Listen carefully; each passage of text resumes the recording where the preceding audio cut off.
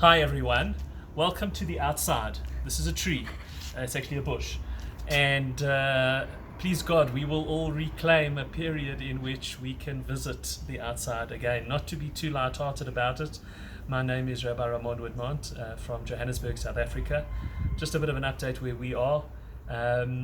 Thank God we don't have that many cases of people who've tested positive, but we're currently unsure of what that means, whether or not it means that due to our warm weather that the transmission of this virus has been impeded, or alternatively that, God forbid, means that there are just a lot of people out there that are infected, but we do not yet know. We pray for the best. And I thought one of the ideas that has really brought me tremendous comfort, and that we're exploring in our online course beginning next week on the Maharal of Prague versus Maimonides in their outlooks on life, is an idea that the Maharal brings regarding Pesach. The Maharal says as follows, that the idea of matzah is that it is called lechem oni, the bread of poverty. I mean, we generally translate that as the bread of affliction, but he notes correctly that the term actually is bread of poverty, and he asks why we would choose to have bread of poverty during a period when we're celebrating our freedom. His answer is, I think, for this period, particularly apt.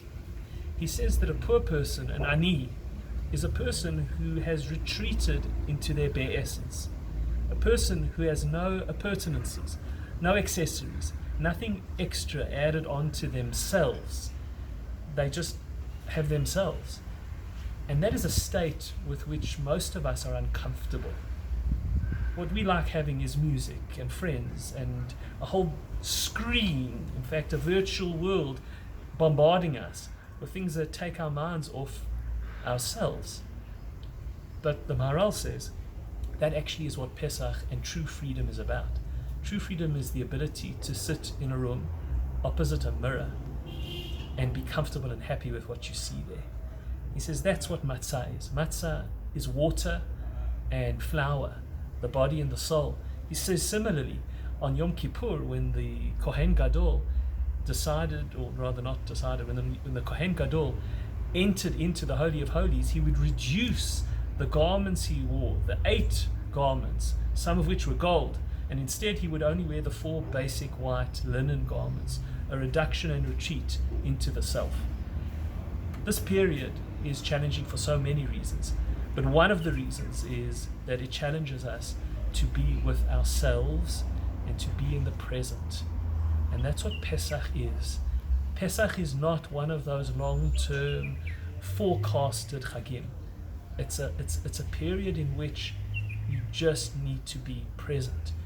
When you make matzah, there's 18 minutes that you've got to finish in, and if you don't finish it becomes chometz.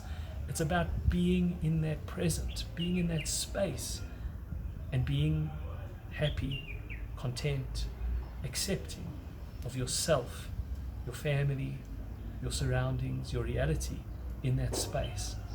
And that's tremendously liberating.